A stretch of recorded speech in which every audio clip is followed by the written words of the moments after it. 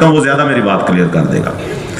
3 लड़के थे, इंतहाई बदसूरत और अनपढ़, गरीब भी थे।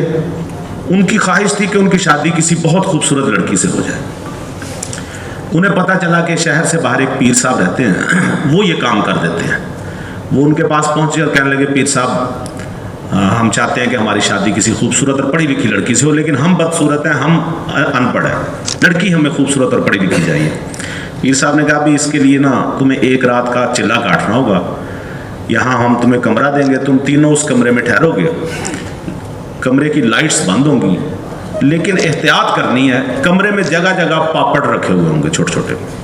अगर किसी का पैर उस पापड़ पे आ गया, फिर उसकी शादी एक बदसूरत लड़की से होगी और अनपढ़ से होगी। लेकिन अगर किसी का पैर पापड़ से बच गया सारी रात, फिर उसे खूबसूरत और पढ़ी लिखी लड़की अता होगी। इन्होंने 1 रात गुजारी।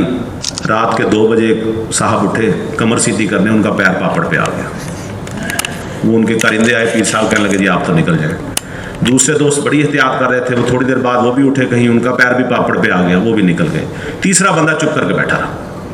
सुबह हो गई, वो लेके गए, उन्होंने कहा, जी बिल्कुल ठीक, आप माशाल्लाह आपने बहुत अच्छा मुजाहरा किया, और एक उनकी खूबसूरत तरीन पढ़ी लिखी लड़की से उसकी शादी करा दी गई। बंदा बड़ा खुश। शादी की पहली रात उसने वाइफ से पूछा, कहने लगा, भाई तुम्हारी पीर साहब से कैसे मुलाकात हुई? कहने लगी, मैं भी अपनी शादी मेरी नहीं हो रही थी, तो मैं इसी सिलसिले में आई थी। मुझे चाहिए था खूबसूरत और ज़हीन खामद चाहिए था। तो हम 3 सहेलियों को भी पीर साहब ने एक कमरे में बंद किया, अंधेरे कमरे में। तो पहली रात ही मेरा पैर पापड़ पे आ गया।